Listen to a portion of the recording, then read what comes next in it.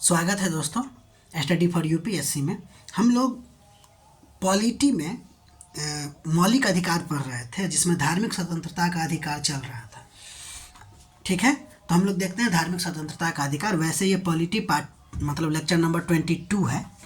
देखिए, article number 25 पढ़ लिए थे, अब आर्टिकल नंबर 26 देखेंगे जिसमें कहा गया है कि जितने भी धार्मिक संप्रदाय है ना, देखिए आर्टिकल 25 जो है वो आपको व्यक्ति को दिया गया है, जबकि यहाँ जो है आर्टिकल नंबर 25 वो धार्मिक संप्रदाय को दिया गया है, जिसमें निम्नलिखित अधिकार है। क्या अधिकार है कि धार्मिक संस्थाओं की स्थापना और संचालन का अधिकार होगा धार्मिक संप्रदाय को, धार्मिक मामलों के प्रबंधन का अधिकार होगा, संपत्ति के अधिग्रहण का अधिकार है, और साथ ही साथ कानून या विधि के अनुसार संपत्ति का प्रशासन करने का भी अधिकार दिया गया है आर्टिकल नंबर 25 में।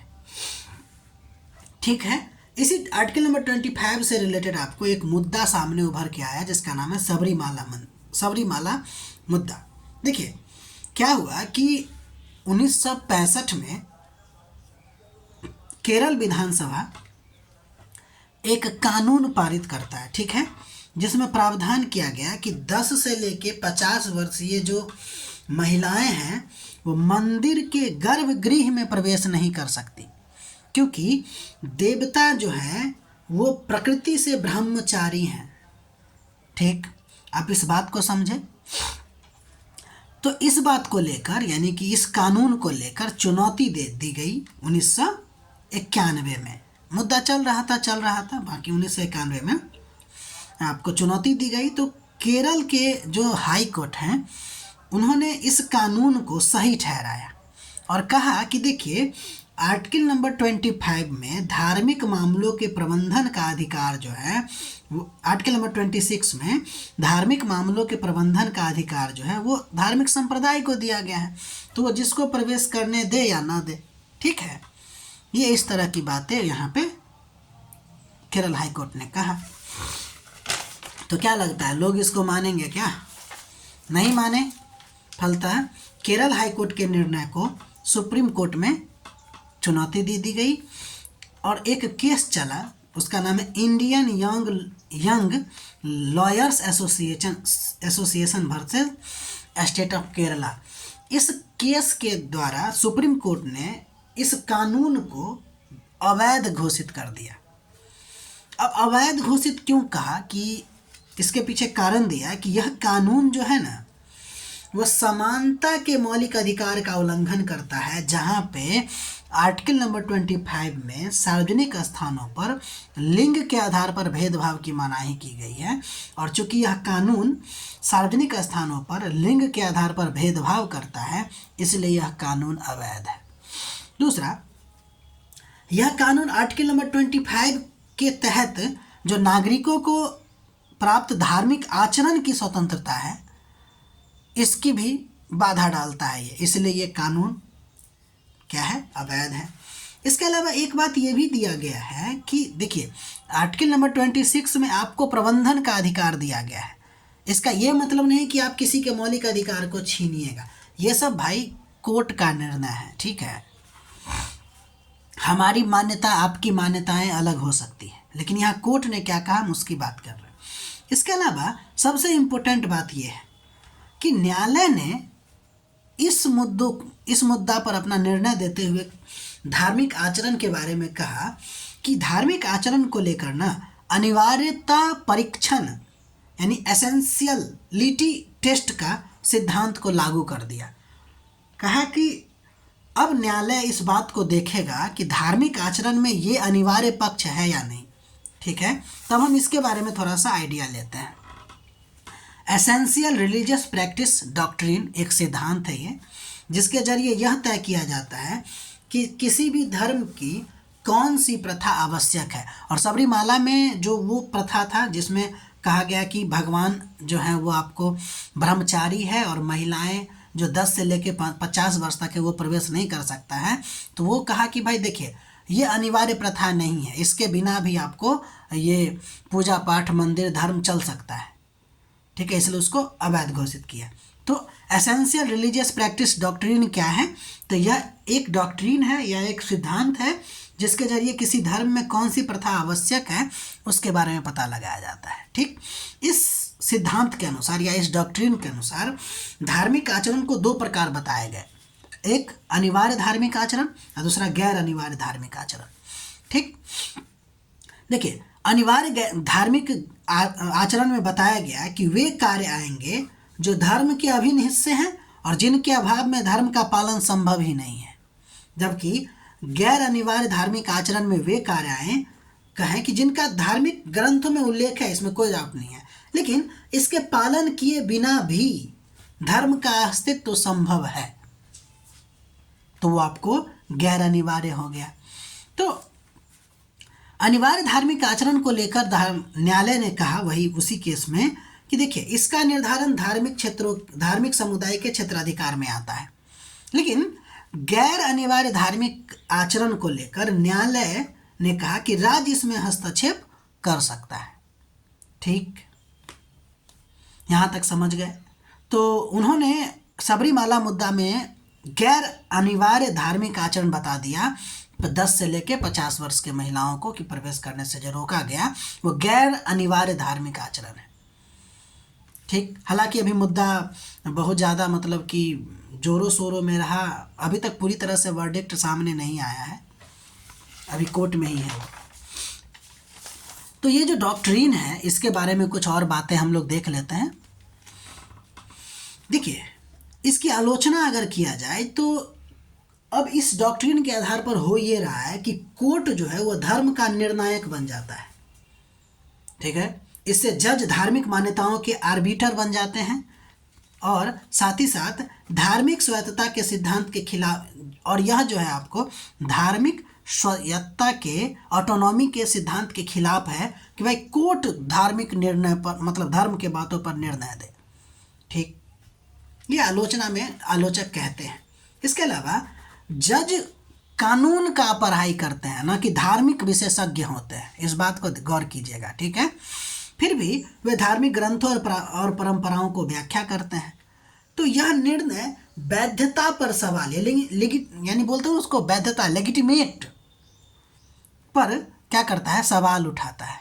ठीक है, इसके अलावा अलग अलग मामलों में खुद कोर्ट ने क्या किया है कि कई बार विरोधाभासी फैसला दे दिया है और एक ही तरह प्रथाओं के लिए अलग अलग दृष्टिकोण भी अपनाया है। तो ये भी भाई, अगर आप डॉक्ट्रिन फॉलो करना है तो एक ही तरह से फॉलो कीजिए ना, इसमें अलग उसमें अलग, इससे तो दिक्कत आ जाएगी ना, सब्जेक्टिविटी इस पे हावी हो जाएगा। वही आगे हम लिखे हैं। अब संविधान में ना एसेंशियल प्रैक्टिस जैसे कोई स्पष्ट परिभाषा तो है नहीं, तो जज को जैसे मर्जी होता है वैसे अनुसार से अपना वर्डिक्ट दे देते हैं, जिससे सब्जेक्टिविटी यानी व्यक्तिगत व्याख्या का खतरा बढ़ने लगता है। ठीक, इसके अलावा भारत का जो मॉडल है धर्मनिरपेक्षता को लेकर वो प्रिंसिपल डिस्टेंस है पर आधारित है, यानी जब जरूरत लगेगा राज्यों को तब वो आपको उस पर हस्तक्षेप करेगा। लेकिन इस डॉक्ट्रिन के कारण, एसेंशियल प्रैक्टिस वाला डॉक्ट्रिन के कारण हो ये रहा है कि राज्य और कोर्ट धर्म के अंदर गहराई से प्रवेश करती है या हस्तक्षेप करती है।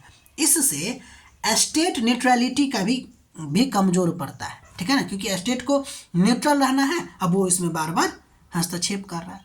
तो इस सब आधार पे आप इस डॉक्ट्रिन की आलोचना कर सकते हैं। ठीक, तो सबरीमाला मुद्दा समझ गए। सबरीमाला मुद्दा में आपको एक साथ हमने आपको एसेंशियल प्रैक्टिस वाला जो रिलीजियस वाला डॉक्ट्रिन है वो भी आपको बताने का कोशिश किया, और वो जो सुप्रीम कोर्ट जो है उस केस को निरस्त कर दिए वो भी आप देखें, यानी कि उस कानून को। ठीक, अब हम बात करते हैं हिजाब संबंधी विवाद। ये भी आपको इसी से रिलेटेड है, लेकिन थोड़ा सा ये मुद्दा उभरा तब जब कर्नाटक के शैक्षणिक स्थानों में शुरू हुआ। ठीक है, क्या कि मुस्लिम महिलाओं को हिजाब, मुस्लिम छात्राओं को हिजाब पहनकर स्कूल आने से रोका गया। तर्क क्या दिया स्कूल प्रशासन के द्वारा कि भाई इस यूनिफॉर्म ड्रेस में एक रूपता होनी चाहिए, जो कि सही भी है, और फिर आपको उसको रोक दिया गया। महिलाओं को कहा, मतलब छात्राओं को कहा गया कि भाई आप हिजाब पहन के नहीं आ सकते। प्रथम दृष्टया में हम लोगों को लगेगा कि हाँ भाई यूनिफॉर्म में तो एक रूपता होनी चाहिए, ये हमारी सोच हो सकती है, आपकी सोच हो सकती है, यहाँ ये सही है। लेकिन कोर्ट ऐसे निर्णय नहीं देगा ना, कोर्ट तो हर चीज़ को देख के निर्णय देगा। तो अब इस मुद्दा को हुआ ये कि सांप्रदायिक रूप ले लिया, बहुत ज़्यादा मुद्दा फैल गया। कुछ ही दिन पहले की तो बात है, 2022-23 के आसपास का। तो ये जो कर्नाटक हाई कोर्ट है वह इसमें चुनौती दी गई इस बात को कि भाई ये जो कानून है वो गलत है, यूनिफॉर्म कोड जो है वो गलत है, इसमें एक रूपता होनी चाहिए, ये सही है, लेकिन ये जो हिजाब पहन के आने रोकने की बात है वो तो गलत है। तो कोर्ट ने निर्णय दिया। अब कोर्ट निर्णय क्या दिया कि आदेश को कहा भाई ये सही है, कोर्ट भी कह दिया कि हाँ भाई ये सही है, क्योंकि कोर्ट ने कहा हिजाब न तो अनिवार्य है और न ही अधिकार है।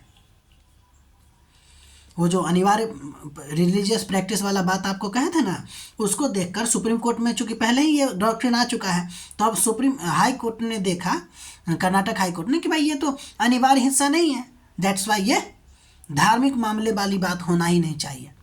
ठीक है, पहन के मना ही है तो मना ही है, और ना ही यह अधिकार है। ठीक, लेकिन लोग मानने वाले हैं क्या? नहीं मानेंगे। इस निर्णय को सुप्रीम कोर्ट में चुनौती दे दी गई। प्रथम दृष्टि में देखें तो क्या है कि अनिवार्य है नहीं, तो उसी समय मतलब कि मुद्दा हट जाना चाहिए था, सुप्रीम कोर्ट को भी यही निर्णय रखना चाहिए था, लेकिन सुप्रीम कोर्ट ये निर्णय नहीं दिया। तो हम बोले थे ना, इसकी आलोचना एक ये भी है कि भाई अलग अलग मामलों में कोर्ट अलग अलग फैसला लेता है, केस टू केस वेरी करता रहता है। ये कौन बात हुआ? डॉक्ट्रिन एक जैसा होना चाहिए ना। तो 3 तलाक में ये वाला ले लिया, लेकिन इसमें नहीं लिया कि अनिवार्य नहीं है 3 तलाक, ये वो दिस डेट, है ना। तो हिजाब में फिर ये सुप्रीम कोर्ट अलग निर्णय दे देता है। देखिए, सुप्रीम कोर्ट की 2 सदस्यीय खंडपीठ ने निर्णय दिया, लेकिन ध्यान दीजिए दोनों का जो निर्णय था वो विखंडित निर्णय था, जिसको कहते हैं स्प्लिट वर्डिक्ट। 2 जज थे, दोनों अलग अलग निर्णय दे दिया। एक ने कहा मनाही ठीक है, एक ने कहा नहीं भाई मनाही गलत है। देखिए वही आपको लिखे हैं। तो दोनों ने एक जस्टिस थे जिसका नाम था हेमंत गुप्ता, उन्होंने हिजाब पर रोक को सही ठहराया, जबकि जस्टिस सुधांशु धूलिया ने हिजाब पर रोक को गलत माना। दोनों का अपना अपना तर्क है, दोनों के तर्क को देखेंगे। जस्टिस हेमंत गुप्ता ने हिजाब पर रोक को क्या बताया, क्यों कहा सही है ये, तो कहा कि धार्मिक प्रतीकों और आचरण को क्लास में अनुमति नहीं देंगे, क्योंकि इससे ना धर्म जो कि यह धर्म के निष्पक्षता के विरुद्ध होगा। ठीक, पहला तर्क उन्होंने ये दिया। दूसरा इन्होंने कहा कि भाई देखिए विद्यालय और कक्षा जो है ना शिक्षा का स्थल है, ठीक है, और यहाँ पे धार्मिक आचरण और प्रतीकों पे रोक लगाया जा सकता है, क्योंकि नहीं तो ये होगा ये कि शिक्षण का जो माहौल है वो ज़्यादा प्रभावित होने लगेगी। सब बातें आपको अच्छा लगेगा कि हाँ भाई ये बात तो सही है कि धार्मिक प्रतीकों और आचरण को कक्षा में अनुमति नहीं देंगे, धर्मनिरपेक्षता का सवाल है, या फिर यहाँ पे शिक्षा लेने जाते हैं या धार्मिक आचरण का प्रचार करने जाते हैं, ये भी होगा। और साथ ही साथ बच्चों में यूनिफॉर्म इसलिए दिया जाता है ताकि बच्चों के बीच में एकता बढ़े, उसको लगे कि हम लोग एक हैं। लेकिन जब इस तरह की बातें लगाते हैं, हिजाब पहन के आते हैं, तो उसको पहले ही पता चल जाता है ये मुस्लिम है, इससे अलग होकर रहो, ठीक है ना। और साथ ही साथ कक्षा में अनुशासन लाने के लिए ज़रूरी है कि आप हिजाब पे आप क्या करें, रोक लगाएं, क्योंकि अनुशासन बच्चों को सिखाना बहुत ज़रूरी होती है, और अनुशासन तब सीखेगा जब एकरूपता आएगी तब। ठीक है, तो उन्होंने ये तर्क दिया, और भी तर्क होगा लेकिन हमने 4 चुना है। इसके बाद जस्टिस सुधांशु धूलिया ने हिजाब पर रोक को गलत माना। इनका तर्क भी आपको अच्छा लगेगा।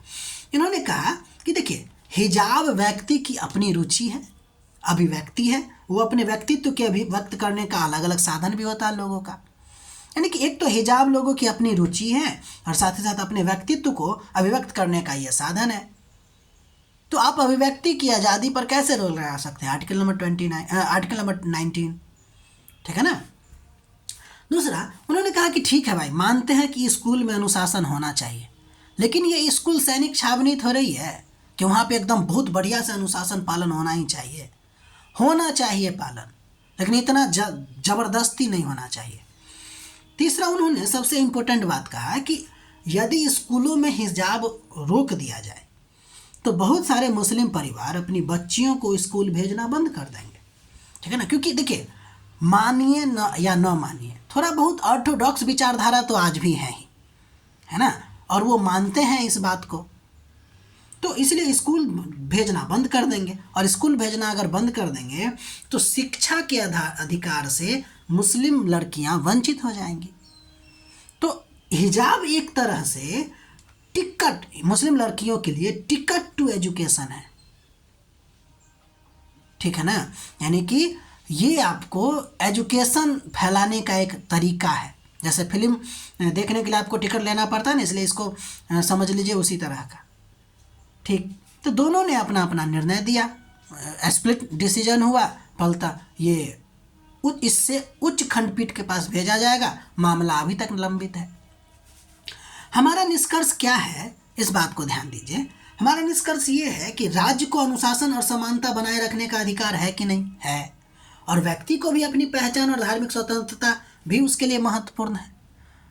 तो एक तरफ राज्य है जिसको अनुशासन और समानता लाने की कोशिश करना है, दूसरी तरफ व्यक्ति अपना पहचान बनाए रखना चाहता है, धार्मिक स्वतंत्रता को अच्छी तरह से जीना चाहता है। तो क्या होना चाहिए? तो निष्कर्ष ये होना चाहिए कि रीजनेबल अकोमोडेशन का रास्ता अपनाना चाहिए। इसका मतलब है यूनिफॉर्म रहते हुए भी लिमिटेड रिलीजियस एक्सप्रेशन का अनुमति हो, जिससे हो ये कि भाई उसका पढ़ाई भी हो सके और कुछ धार्मिक एक्सप्रेशन का आज़ादी भी हो। तो इसलिए रीजनेबल अकोमोडेशन जैसी रास्ता को हम लोग अपना सकते हैं। तो ये रहा आपको आर्टिकल नंबर 26, उसके बाद 26 के बाद 27, 28 है। फिर हम लोग आगे का अधिकार भी पढ़ेंगे। तब तक के लिए आप अपना ख्याल रखिए, अपना पढ़ाई करते रहिए। हमारा प्रयास अच्छा लग रहा है तो लाइक कीजिए, शेयर कीजिए और सब्सक्राइब कीजिए। मिलते हैं अगले वीडियो में।